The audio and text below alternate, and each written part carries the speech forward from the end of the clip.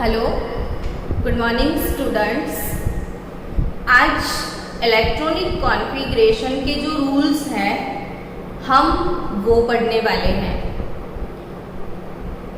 कोई भी एटम का जो इलेक्ट्रॉनिक कॉन्फ़िगरेशन है वो इलेक्ट्रॉनिक कॉन्फ़िगरेशन 3 रूल्स बेस्ड है। वो रूल्स कौन कौन से हैं और रूल्स क्या है, इसका फ़ायदा क्या है, वो आज हमको सीखना है। तो सबसे पहले आज हम इलेक्ट्रॉनिक कॉन्फ़िगरेशन का रूल सीखने वाले हैं, aufbau रूल। aufbau रूल क्या है? तो जैसे कभी मैंने बोला कि हाइजेनबर्ग, तो आप सोचोगे हाइजेनबर्ग का प्रिंसिपल है। अगर मैं बोलती हूँ डी ब्रोगली वेव इक्वेशन, तो आपको समझ में आ ही जाता है कि डी ब्रोगली ने दिया है। श्रोडिंजर्स वेव इक्वेशन, तो श्रोडिंजर ने दिया है। वैसे अगर कोई बोले कि आउटबाउस रूल, तो आपके मन में वही इमोशन आएंगे कि आउटबाउ ने दिया होगा।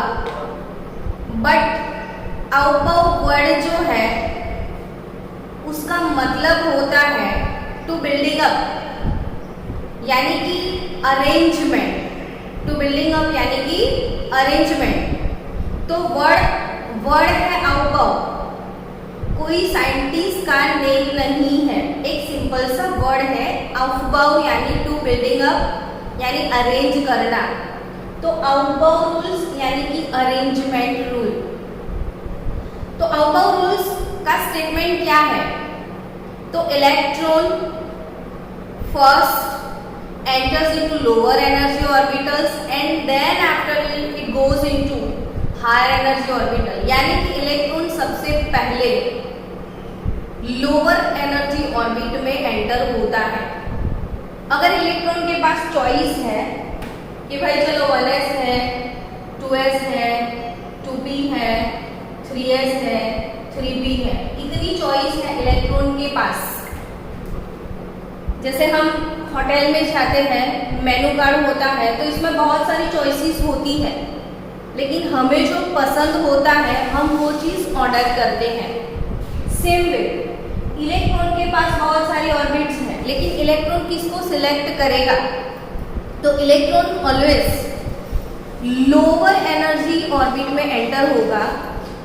जब लोअर एनर्जी ऑर्बिट पूरा फुल हो जाता है तो उसके बाद में वो हायर एनर्जी ऑर्बिट में मूव होता है। यानी कि इन सब में लोअर एनर्जी क्या है तो आपको पता है 1s less than 2s less than 2p less than 3s less than 3p। सबसे कम एनर्जी वाला ऑर्बिट कौन सा है? तो लोएस्ट एनर्जी ऑर्बिट 1s है यहाँ पे। तो इलेक्ट्रॉन सबसे पहले कहाँ जाएगा? 1s में। और 1s जब फुल हो जाता है तो कहाँ जाता है? 2s में। 2s फुल हो जाता है तो कहाँ जाएगा? 2p में। अब सबको पता है कि s जो है वो उसका sub orbital just one type का है। p has 3 sub orbitals, d has 5 sub orbitals, d generate orbitals, f 7। अभी कोई भी एक सब ऑर्बिटल मैक्सिमम 2 इलेक्ट्रॉन आ सकते हैं। मैक्सिमम इलेक्ट्रॉन अकोमोडेशन कैपेसिटी इसकी 2 है, 2 से ज्यादा इलेक्ट्रॉन इसमें नहीं आने वाले। तो आपको ये समझ में आ गया कि s की कैपेसिटी भाई कितनी है? 2, यानी कि जो s है वो 2 सीटर है। s है वो 2 सीटर है। s ऑर्बिट में 2 सीट से ज्यादा सीट्स अवेलेबल नहीं है। तो p कितना सीटर है? तो p 6 सीटर है, उसके पास 6 सीट्स अवेलेबल है। d थोड़ा बड़ा है, तो d की सीट्स कितनी अवेलेबल है? 10 सीट। f में कितनी सीट्स अवेलेबल है? 14 सीट्स। यानी कि s के अंदर जस्ट 2 सीट अवेलेबल है। s के अंदर 2 से ज्यादा इलेक्ट्रॉन नहीं आ सकते हैं। P के अंदर 6 से ज्यादा इलेक्ट्रॉन नहीं आ सकते हैं, D के अंदर 10 से ज्यादा इलेक्ट्रॉन नहीं आएंगे, F के अंदर 14 से ज्यादा इलेक्ट्रॉन नहीं आ सकते हैं। सो यहाँ पे स्टूडेंट्स, अगर किसी ने आपको बोल दिया कि आपको सोडियम का इलेक्ट्रॉनिक कॉन्फ़िगरेशन लिखना है, तो इलेक्ट्रॉनिक कॉन्फ़िगरेशन लिखने के लिए सबसे पहले आपको इसका एटॉमिक नंबर चाहिए। सोडियम जो है उसका एटॉमिक नंबर है 11। सोडियम का एटॉमिक नंबर क्या है? 11। यानी कि सोडियम के पास 11 प्रोटॉन है और 11 इलेक्ट्रॉन है। अब सोडियम के जो 11 इलेक्ट्रॉन है वो कैसे अरेंज होते हैं वो देखो।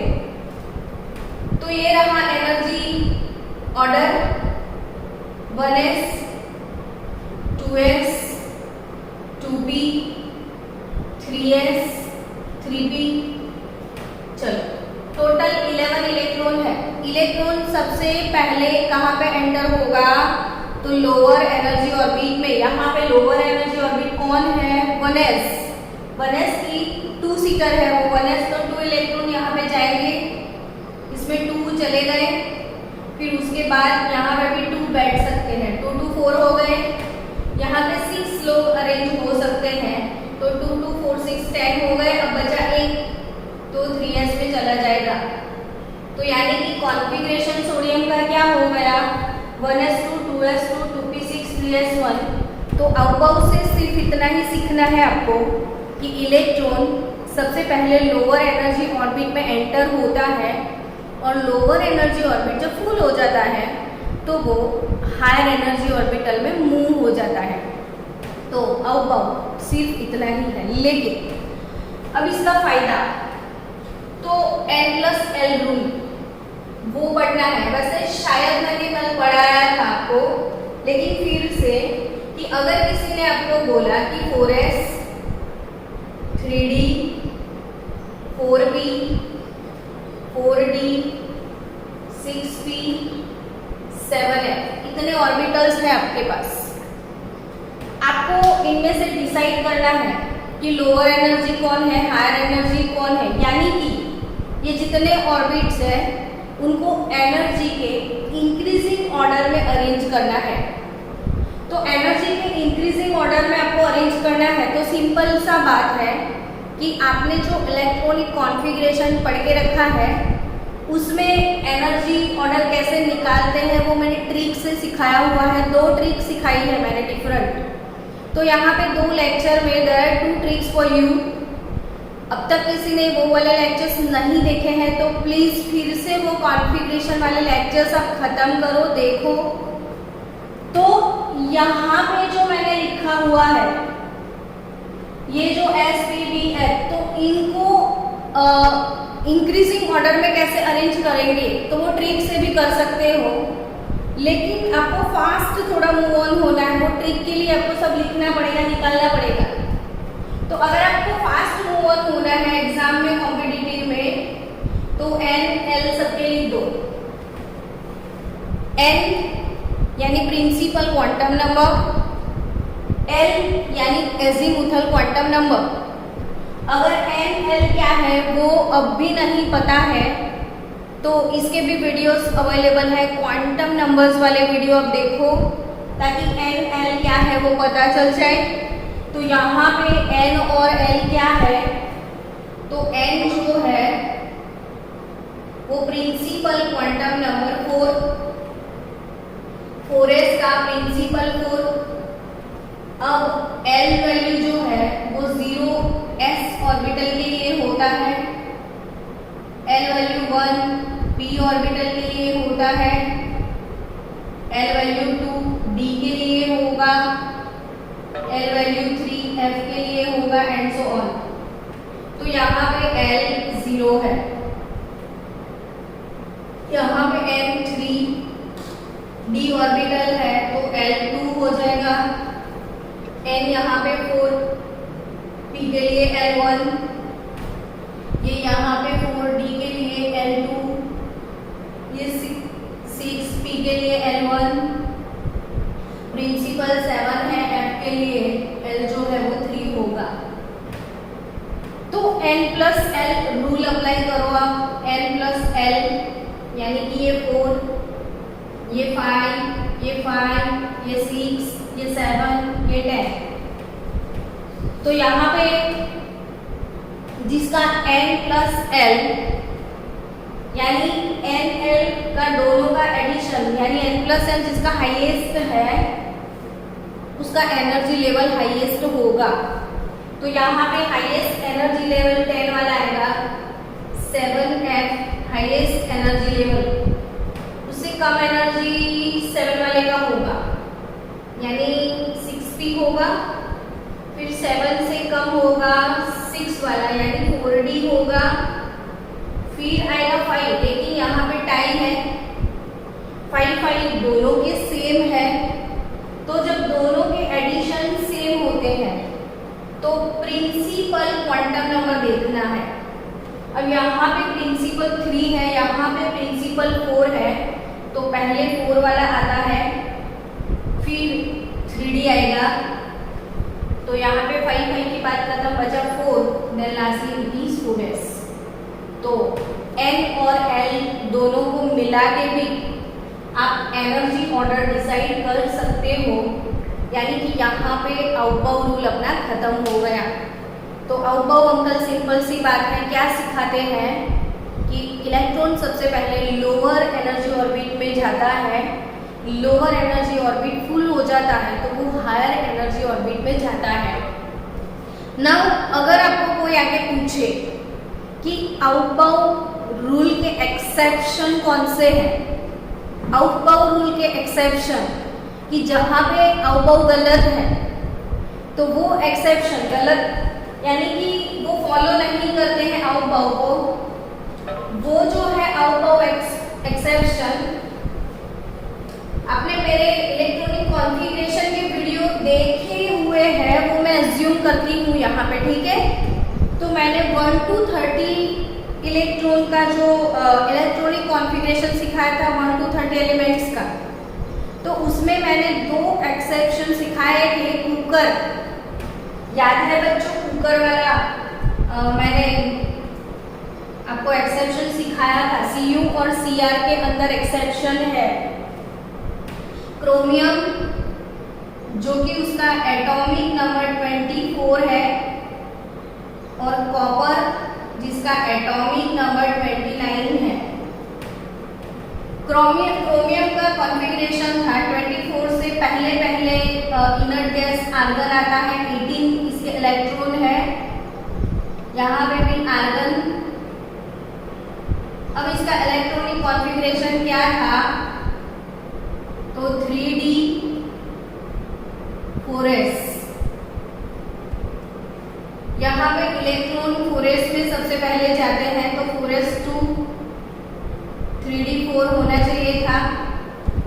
अगर 4s to 3d 4 है तो आउटबाउ सेटिस्फाइड है, लेकिन क्रोमियम का इलेक्ट्रॉनिक कॉन्फ़िगरेशन एक्चुअली डिफरेंट है। ये अकॉर्डिंग टू आउटबाउ रूल है और ये अकॉर्डिंग टू आउटबाउ एक्सेप्शन है। तो यहाँ पे D के अंदर 4 इलेक्ट्रॉन है। आप सबको पता है कि D हैज 5 सबऑर्बिटल्स। अब D के जो 5 सबऑर्बिटल है वो सबका एनर्जी लेवल सेम है, और जिनका एनर्जी लेवल सेम होता है उसको हम डीजेनरेट ऑर्बिटल्स बोलते हैं। तो देयर आर 5 डीजेनरेट ऑर्बिटल्स, और यहाँ पे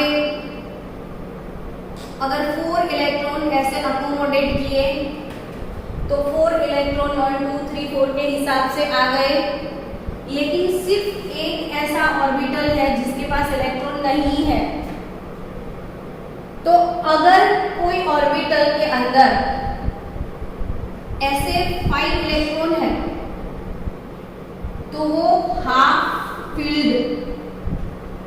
फील्ड हो जाता है, यानी कि ये हाफ फील्ड फुल्ली फील्ड क्या होता है, ये कॉपर में समझोगे आप कि कॉपर की बात की जाए तो 29 यानी 3d9 4s2 होना चाहिए उसका। डी के अंदर 9 कैसे होते हैं, तो 1 2 3 4 5, देन 6 7 8 9, एक बच गया। यहाँ पे सिर्फ एक कम है, काश कि वो एक होता, और अगर यहाँ पे वो एक होता तो वो फुल्ली फिल्ड हो जाता।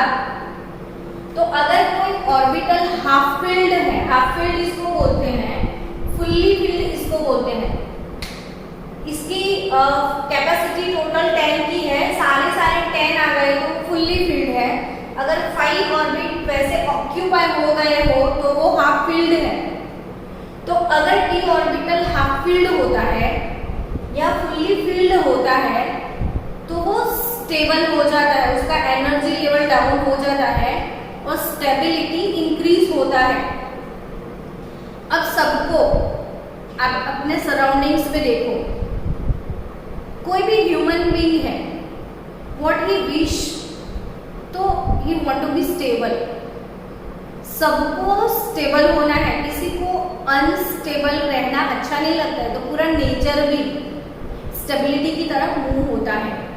सो यहाँ पे 3D4 थोड़ा सा ज्यादा एनर्जी वाला है, अनस्टेबल है, लेस स्टेबल है, ये भी लेस स्टेबल है। तो due to gain more stability 4s का 1 इलेक्ट्रॉन डी में शिफ्ट हो जाता है और यहाँ पे 4s का 1 इलेक्ट्रॉन डी में, यानी 3D10 हो गया और यहाँ पे 3D5 हो जाता है। तो यहाँ पे आउफबाउ का एक्सेप्शन है। According to Aufbau uncle, lower energy orbit पहले फुल होता है, फिर इलेक्ट्रॉन हायर में जाता है। यहाँ पे लोअर फुल नहीं हुआ था तो भी वो हायर में गया है।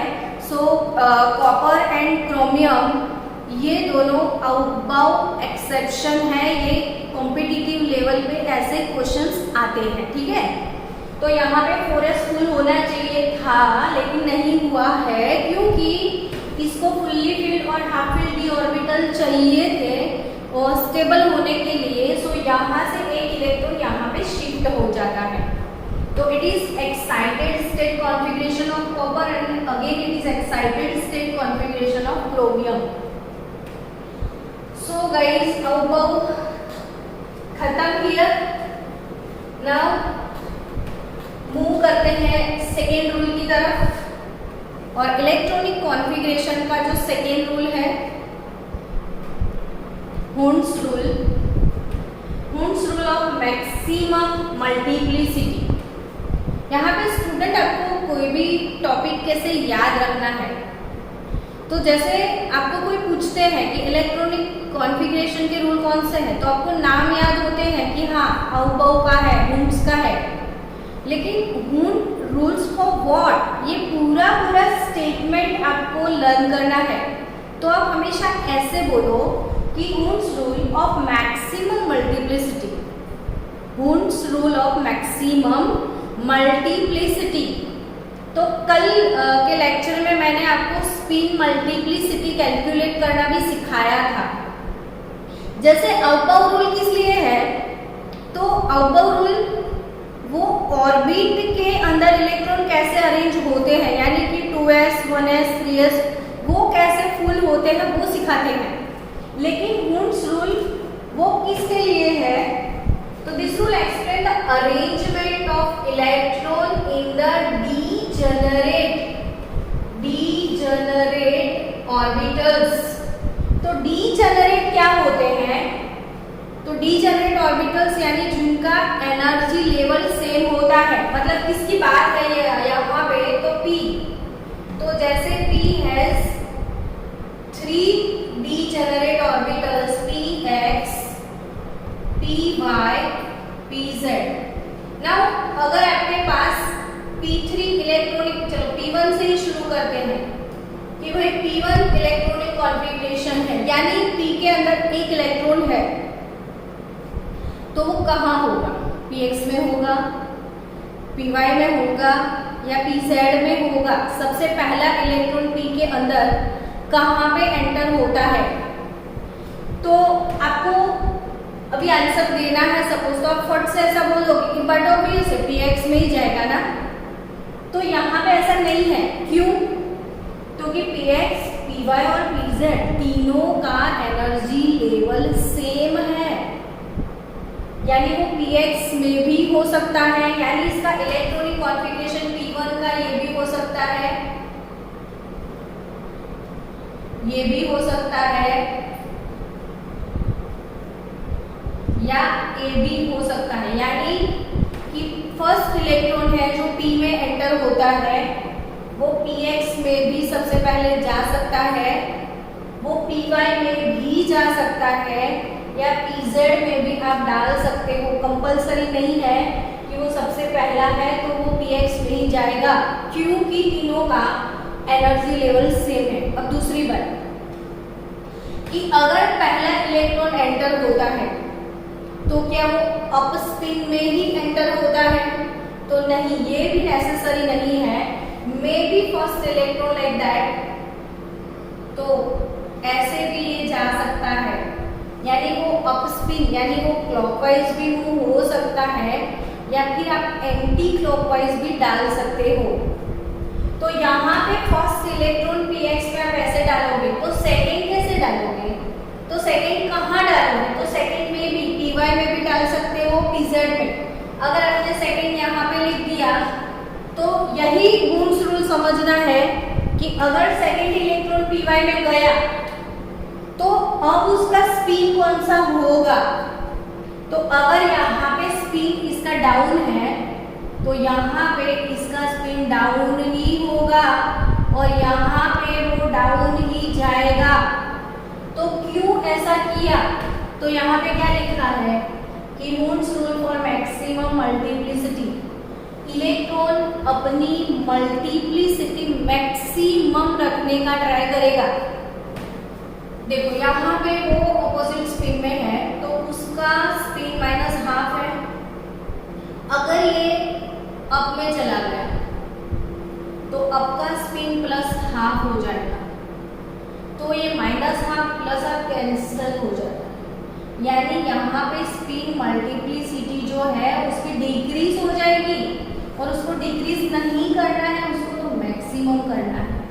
सो यहाँ पे दूसरा इलेक्ट्रॉन डाउन में ही जाएगा, तीसरा भी डाउन में जाएगा, सो दैट उसका मल्टीप्लिसिटी हाफ कुल मिला के -3/2 हो जाएगा। या अगर इलेक्ट्रॉन सबसे पहले चलो py में एंटर हो गया अप स्पिन में, तो दूसरा यहाँ पे भी जा सकता है, यहाँ पे भी जा सकता है। There are 2 choices for it.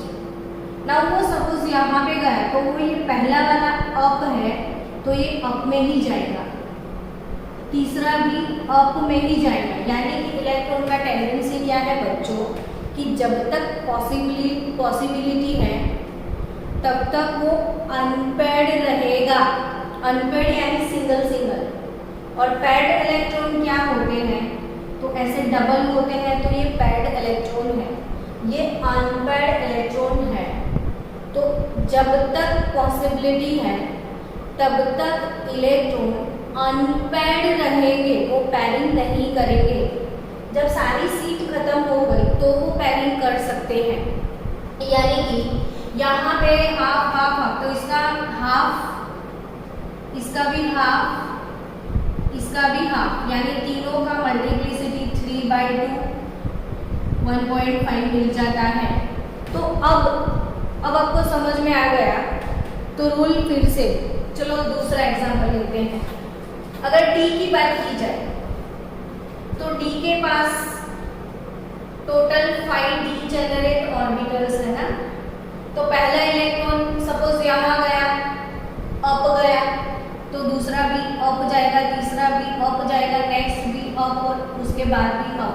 ये हाफ फील्ड बोलते हैं, हाफ फील्ड स्टेबल कॉन्फ़िगरेशन है, हाफ फील्ड। अब इसका मल्टीप्लिसिटी क्या होगा? तो इसका हाफ, टोटल 5 अनपेड इलेक्ट्रॉन है तो स्पिन मल्टीप्लिसिटी n/2 होता है, और यहाँ पे n number of unpaired electron 1 2 3 4 5 तो ये 5/2 यानी ये स्पिन यहाँ पे 2.5 हो जाएगा। तो इसको स्पिन मल्टीप्लिसिटी बोलना है, spin multiplicity. So guys, statement देखो वुंड्स रूल का कि स्टेटमेंट क्या है। तो when electron enter orbitals, when electrons enter orbitals, वो इलेक्ट्रॉन एंटर होते हैं ऑर्बिटल्स में और वो ऑफ इक्वल एनर्जी यानी कि डीजेनरेट ऑर्बिटल्स में, तो they are arranged in such a way that the direction of the spin remains parallel, यानी सबकी स्पिन डायरेक्शन पैरेलल रहेगी, वो ऐसे कभी नहीं जाएंगे। तो यहाँ पे जब तक है पॉसिबिलिटी तब तक वो अनपेयर्ड रहेगा और स्पिन सबकी पैरेलल रखेगा, क्योंकि उसका जो स्पिन मल्टीप्लिसिटी वैल्यू है वो उसको मैक्सिमम करना है, मैक्सिमम स्पिन बढ़ाना है। तो इट इज वुंड्स रूल। यहाँ पे आपको स्पिन मल्टीप्लिसिटी कैलकुलेट करने के जो क्वेश्चंस है वो नीट में आते हैं। चलो, हम नाइट्रोजन ऑक्सीजन की कल बात किए थे, आज उसको रिपीट करते हैं। Nitrogen Z=7, oxygen atomic number 8 है। अब इन दोनों का कॉन्फ़िगरेशन देखो आप, 1s 2s 2p, यहाँ पे भी 1s 2s 2p। अब आउटबाउंड लोअर एनर्जी फुल होगा फिर हायर में जाएंगे, यानी 7 है ना, तो यहाँ पे 2 और 2 4 लगा लो और ये 3, तो 2p के 3 है ना। अब p जो है उनके अंदर जो 3 इलेक्ट्रॉन्स है, now according to Hund rule वो 3 इलेक्ट्रॉन्स कैसे आप अरेंज करोगे, तो जब तक पॉसिबिलिटी है वो अनपेयर्ड रहेगा और स्पिन उसका पैरेलल जाएगा। यहाँ पे तीनों का स्पिन पैरेलल है और आपको कैलकुलेट करना है स्पिन मल्टीप्लिसिटी। तो स्पिन मल्टीप्लिसिटी एक्चुअली पहले स्पिन कैलकुलेट करते हैं s, फिर स्पिन मल्टीप्लिसिटी आता है 2s+1, लेकिन अपने बोर्ड वाले ये खाली स्पिन का आंसर ही करेक्ट दे देते हैं। तो यहाँ पे आपको खाली स्पिन कैलकुलेट करना है, 2s+1 नहीं करोगे तो भी चलेगा, क्योंकि आंसर 2-3 साल से मैंने देखा है सिर्फ स्पिन का आंसर वो सही दे देते हैं। तो यानी स्पिन मल्टीप्लिसिटी को भी स्पिन कैसे कैलकुलेट करोगे, स्पिन मल्टीप्लिसिटी यानी इसका स्पिन हाफ, इसका हाफ, इसका हाफ, कितना हुआ 3/2, तो उसका स्पिन मल्टीप्लिसिटी हो गया नाइट्रोजन का 1.5। बट एक्चुअली सही आंसर ये आता है 2s+1, तो 2 इंटू ये वाला स्पिन 3/2+1, तो इट इज 4। आप प्रदीप की बुक में देखोगे, प्रदीप में तो स्पिन मल्टीप्लिसिटी टोटल स्पिन के हिसाब से ऐसे कैलकुलेट करते हैं। So according to our references spin multiplicity for nitrogen आपको 4 कंसीडर करना है, लेकिन अकॉर्डिंग टू अवर NCERT, तो NCERT और गुजरात बोर्ड वाले जो है सिर्फ 1.5 को राइट आंसर देते हैं। तो आपको मैंने दोनों सिखा दिए, आपको जो अच्छा लगे वो प्रीफर कर लेना। तो यहाँ पे नाइट्रोजन का स्पिन मल्टीप्लिसिटी होगा, ऑक्सीजन का 1s2 2s2 2p4 हो जाएगा। अब p ऑर्बिटल के अंदर 4 इलेक्ट्रॉन आप कैसे डालोगे, तो p के अंदर 3 डीजेनरेट ऑर्बिटल्स हैं। अब 4 यानी 1 2 3 4 हो गया, 1 2 3 पहले स्पिन पैरेलल है, फिर बाद में डाउन चालू हो गया।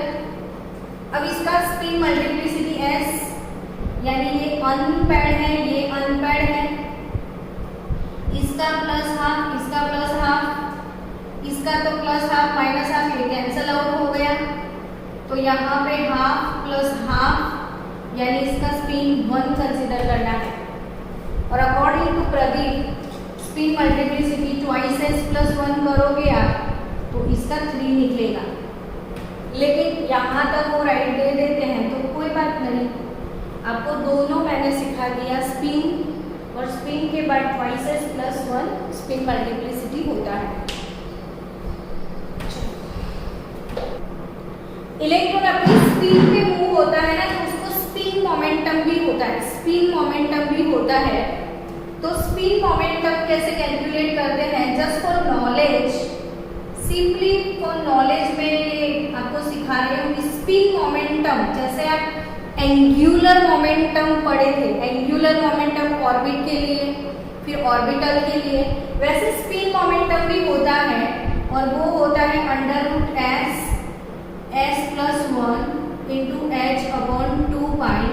तो ये फॉर योर नॉलेज याद रखना कि अगर हम इलेक्ट्रॉन का स्पिन मल्टीप्लिसिटी कैलकुलेट करते हैं तो वो स्पिन मल्टीप्लिसिटी से हमको स्पिन मोमेंटम भी पता चल जाता है। तो स्पिन मोमेंटम कैलकुलेट करने का formula under root S plus 1 into H upon 2 pi होगा। तो चलो नेक्स्ट,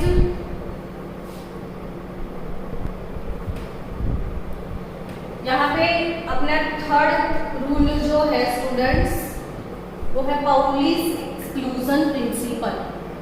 तो our third rule is Pauli's exclusion principal.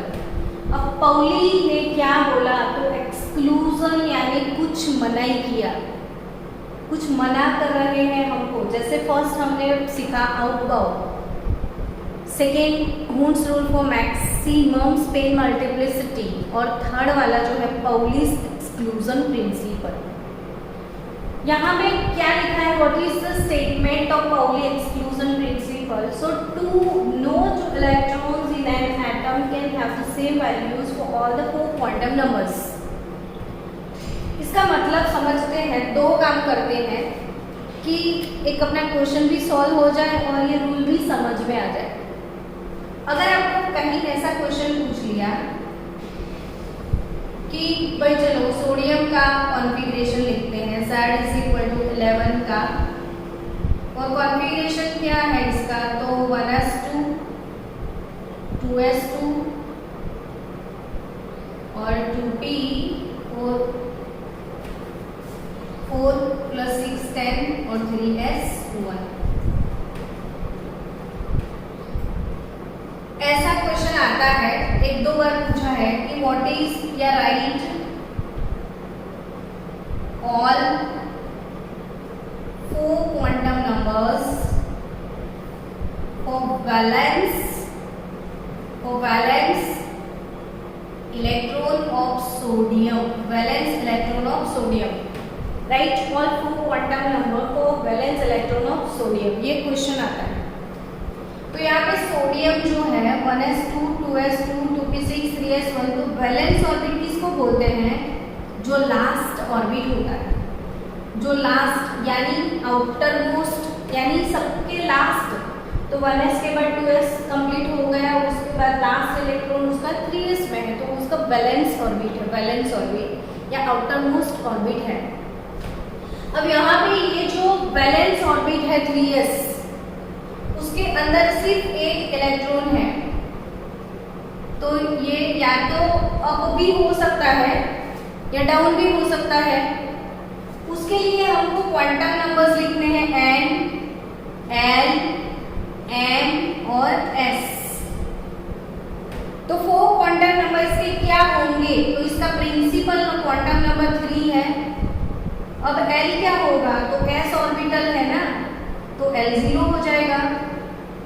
अगर l का वैल्यू जब 0 होता है तो m का भी 0 ही आता है, क्योंकि ये -l 0 to +l, तो 0 0 0 0 होगा। अब स्पिन वैल्यू, तो either it is +½ either minus, यानी यहाँ पे +½ और -½ कुछ भी हो सकता है। तो ये हो गए 4 quantum numbers for valence electron of sodium. 3 time ऐसा क्वेश्चन पूछ लिया है, एक बार पोटेशियम का पूछा था, फिर रुबिडियम का पूछा था। यानी यहाँ पे ऐसे क्वेश्चन कॉम्पिटिटिव लेवल पे आते हैं, right all 4 quantum numbers for valence electron of sodium, potassium और रुबिडियम। तो आपको इलेक्ट्रॉनिक कॉन्फ़िगरेशन लिखना है, उसके बाद में बैलेंस इलेक्ट्रॉन कहाँ है वो ढूंढना है, फिर उसके बाद में उसके क्वांटम नंबर्स लिखने हैं। चलो अब यहाँ पे सॉल्व करेंगे कि ये पाउली एक्सक्लूजन है क्या। तो सपोज यहाँ पे 2s के मैंने 2 इलेक्ट्रॉन ले लिए, हमारे पास अब कौन सा ऑर्बिट है, 2s ऑर्बिट है। अब इसमें 2 इलेक्ट्रॉन है, तो 2 इलेक्ट्रॉन एक अप होगा तो दूसरा डाउन ही होगा, वैसा हमने सीख लिया है पहले से ही। लेकिन यही चीज पाउली ने सिखाई है कि ऐसे होता है। तो ये अप और डाउन, अब इसके क्वांटम नंबर्स लिखते हैं। चलो n ये है इलेक्ट्रॉन नंबर 1 और बाजू वाला है इलेक्ट्रॉन नंबर 2। अब इलेक्ट्रॉन नंबर 1 के हमको 4 क्वांटम नंबर्स लिखने हैं, तो उसका n क्या होगा, तो ये 2s है ना, तो इसका प्रिंसिपल 2 है, इसका एजीमुथल तो s के लिए l 0 हो जाएगा, फिर मैग्नेटिक L0 तो M0 हो गया। अब स्पिन क्वांटम नंबर तो ये प्लस हाफ हो जाएगा, spin quantum number plus half हो गया। चलो अब इसकी वैल्यू निकाल, तो इसका n भी 2, इसका L 0, इसका m भी 0, यानी 3 के 3 क्वांटम नंबर सेम है, लेकिन फोर्थ वाला सेम नहीं होगा, फोर्थ वाला माइनस हाफ होगा, यानी 3 तक सेम हो सकते हैं, फोर्थ वाला सेम कभी नहीं होगा। तो यही चीज तो पाउली ने बताई कि कोई एक एटम होगा, उसके 2 इलेक्ट्रॉन और उसके 4 क्वांटम नंबर कभी सेम नहीं होंगे। 1 2 का 4, 1 2 का 4, यानी 1 एटम उसके 2 इलेक्ट्रॉन और उसके 4 क्वांटम नंबर कभी सेम नहीं होते हैं। सो यहाँ पे क्या लिखा है कि no 2 electron in an atom can have same values for all the 4 quantum numbers. सो कोई एक एटम के 2 इलेक्ट्रॉन के 4 क्वांटम नंबर सेम नहीं होने वाले हैं, वो आपको याद रखना है। अगर मैंने ऐसे डाल दिया होता तो उसके 4 क्वांटम नंबर सेम हो गए होते, अगर मैंने ऐसे डाला होता तो, बट ऐसे तो वो कभी आता ही नहीं है, इसीलिए तो बोला है कि वो 4 क्वांटम नंबर सेम नहीं होते, वो मना ही किया है पाउली ने। तो सेम नहीं होते तो फिर कंपलसरी वो डाउन में ही जाता है। और इसका सीधा मतलब ये जो स्टेटमेंट है वो सीधा यही बताता है कि each orbital can accommodate at the maximum 2 electron with opposite spin. यानी कोई भी एक सब ऑर्बिटल होगा, उसमें ऑपोजिट स्पिन वाले मैक्सिमम 2 इलेक्ट्रॉन आ सकते हैं, उससे ज्यादा नहीं। तो यहाँ से जितने भी सब ऑर्बिटल्स हैं उसकी कैपेसिटी 2 है, तो SPDF की इलेक्ट्रॉन अकोमोडेशन कैपेसिटी पता चल जाती है ये वाले प्रिंसिपल से कि S तो इसमें सिर्फ 2 जाएंगे, P तो इसमें 6 ही होंगे, उससे ज्यादा नहीं, D में 10 होंगे, F में 14 होंगे। तो जितने भी सब ऑर्बिटल्स हैं उनकी इलेक्ट्रॉन अकोमोडेशन कैपेसिटी है वो पाउली एक्सक्लूजन प्रिंसिपल से पता चलती है। यानी आज हमने इलेक्ट्रॉनिक कॉन्फ़िगरेशन कैसे होता है इसके 3 रूल्स सीख लिए। फर्स्ट वाला आउटबाउंड, सेकेंड वाला मून्स मैक्सिमम स्पिन मल्टीप्लिसिटी, और थर्ड वाला आज हमने सीखा पाउली एक्सक्लूजन प्रिंसिपल, और उसके साथ साथ थोड़े बहुत MCQ भी। अब कल का लेक्चर जो होगा उसमें हम पढ़ने वाले हैं श्रोडिंजर्स वेव इक्वेशन, ताकि आपका चैप्टर कल खत्म हो जाएगा। तो मिलते हैं कल, और थोड़े बहुत MCQ, थोड़ी बहुत याद रखने वाली बातें, थोड़े बहुत फॉर्मूलाज, वो सारी चीज़ें कल